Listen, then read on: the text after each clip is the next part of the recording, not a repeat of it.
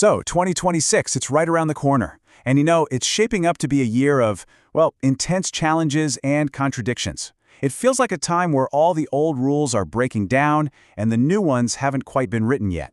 It kind of feels like we're all sailing straight into a perfect storm of change. And that idea of a storm-tossed journey, it actually gives us a great guide for thinking about the year. Odysseus, the hero from Homer's Odyssey. The classicist Daniel Mendelssohn has this great line where he calls him the perfect hero for our storm-tossed times. And it makes so much sense, right? His whole story is this epic, brutal journey home, facing down monsters, and just total uncertainty. It's a really powerful metaphor for where the world is headed in 2026, a path that's going to be defined by some really tough choices and, some huge consequences. So, what are the monsters we're going to face on our own Odyssey? So what exactly are these storms brewing on the horizon? Well, in this explainer, we're going to navigate through three of the biggest ones. First up, a real crisis in democracy. Then we'll look at the double-edged sword of technology. And finally, we'll dive into a massive shift in the global economic order. All right, let's get into it. Okay, first up, the state of democracy. We're talking about these deep, partisan divides that are testing democratic systems to their absolute limits. You can see it all across the West. This battle is just raging between populist nationalism and the political establishment. And in 2026, it feels like it's hitting a real fever pitch. And you really don't have to look any further than the United States to see this in action. In July, the country is set to mark its 250th birthday, its semi-quincentennial. Now, you'd think this would be a moment of unity, right? But instead, the celebration itself has become a symbol, a perfect snapshot of just how politically fractured the nation really is. And this slide just lays out that split so perfectly. I mean, look at this. On one side, you've got the official America 250 Commission. This was created by Congress, and the whole idea was to be bipartisan. On the other side, President Trump's Task Force 250, created by executive order to push a very, very specific version of American history. You've got two commissions, two totally different stories for one birthday. It's pretty tough. And look, this isn't just about throwing a party. It goes way deeper. As George Orwell famously wrote, "Whoever controls the past controls the future." This is a high-stakes battle for America's national story. Each side is trying to shape the country's identity for generations to come. But this democratic stress test, it's definitely not just an American thing. If you look across Europe, a very similar battle is playing out. You have these populist parties challenging the political firewalls that have for a long time kept them from getting any real power. And this table here, it really shows you the key flashpoints. Take Germany, for instance. The AfD is polling so strongly in state elections that it could actually breach the Braunmauer. That's the firewall for the first time ever. Then you've got France, where all this government instability could easily trigger new elections, which might just hand Marine Le Pen's national rally the Prime Minister's office.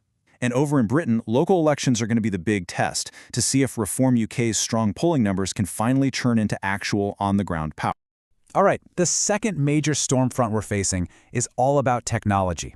2026 is shaping up to be the year where the incredible, mind-blowing promise of innovation slams right into its potential for disruption and for danger. And right at the heart of this conflict, of course, is artificial intelligence. We've kind of moved past the, wow, look what this chatbot can do phase, and we're now in a full-blown investment mania. It's all built on the promise that AI is going to transform, well, pretty much everything. And the sheer scale of this bet is, well, it's just mind-boggling. One estimate projects that $7 trillion will be poured into AI by the end of the decade. $7 trillion.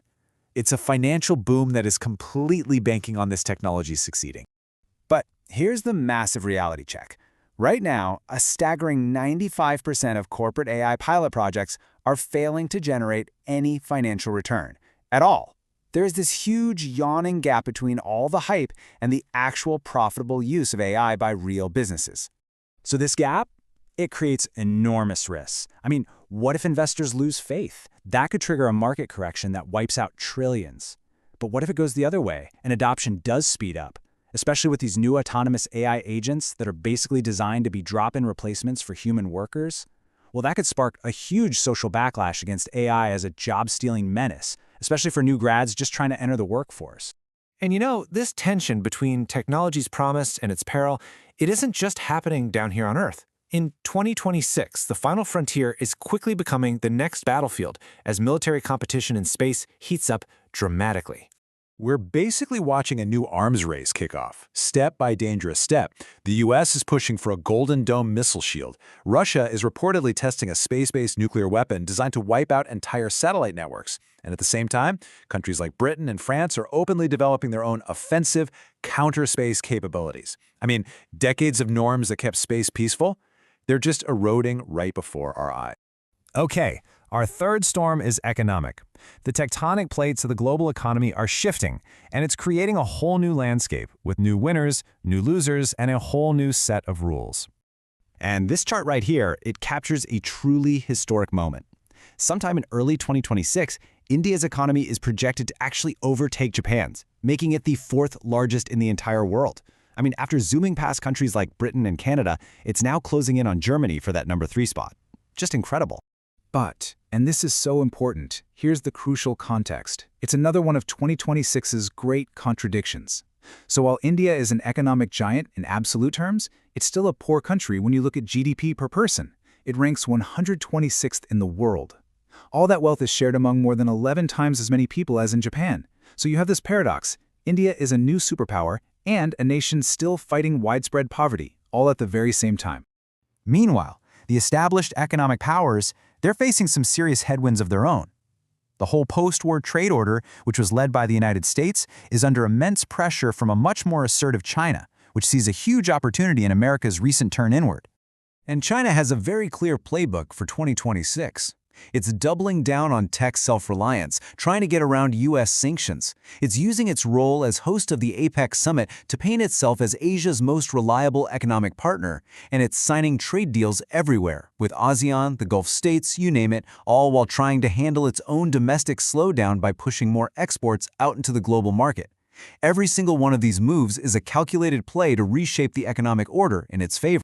But you know, it's not all grand strategy and geopolitical chess. The character of 2026 is also being shaped by some really surprising and even contradictory cultural and consumer trends that are happening just below the surface. These are the small shifts that actually tell a much bigger story about our changing world. Like for instance, 2026 is the year the world officially hits peak wine, which is a fascinating sign of how tastes and lifestyles are changing globally. It's also the year that weight loss drugs are set to go truly global. Patents are expiring, which could make them accessible to billions and totally reshape public health.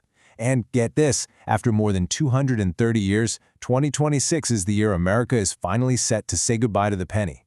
A tiny change, sure, but one that says a lot about economic evolution and, just letting go of the past.